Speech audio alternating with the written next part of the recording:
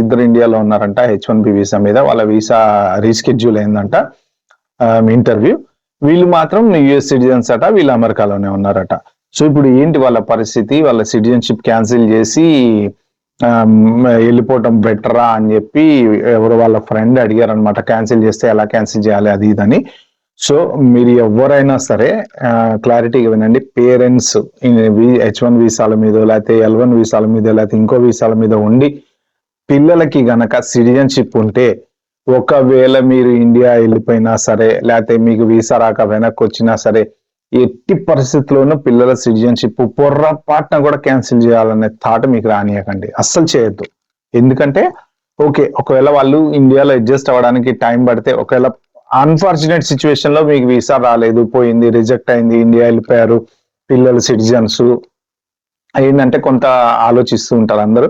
OCI ఉన్నంత వరకు వాళ్ళకి ఎటువంటి ప్రాబ్లం లేదండి. హ్యాపీగా వాళ్ళని తీసుకెళ్ళండి, ఇండియాలో ఉంచండి. వాళ్ళకి రేపొద్దున 21 years వచ్చిన తర్వాత, పెద్ద అయిన తర్వాత ఆబ్వియస్లీ వాళ్ళు యూనివర్సిటీస్ బాగుంటాయి కాబట్టి అమెరికాలో యూనివర్సిటీస్కి వెళ్ళడానికి ఛాన్స్ ఉంటుంది. స్టిల్ వాళ్ళకి సిటిజన్ బెనిఫిట్లు ఏమైతే ఉంటాయో ఆ బెనిఫిట్లన్నీ, ఎందుకంటే అప్పుడు వాళ్ళు పెద్దవాళ్ళు అయిపోతారు కదా.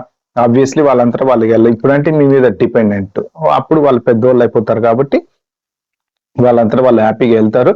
సో మిమ్మల్ని కూడా స్పాన్సర్ చేసి తీసుకెళ్ళడానికి ఛాన్స్ ఉంటుంది అనమాట. సో కాబట్టి ఆ గోల్డెన్ ఆపర్చునిటీ ఎవరెవరికైతే ఉందో, మీకు వీసాలు ఉన్నా లేకపోయినా, జాబులు పోయినా ఏమైనా, వాళ్ళని తీసుకొని వెళ్ళి ఇండియాలో వాళ్ళతో సెటిల్ అవ్వండి.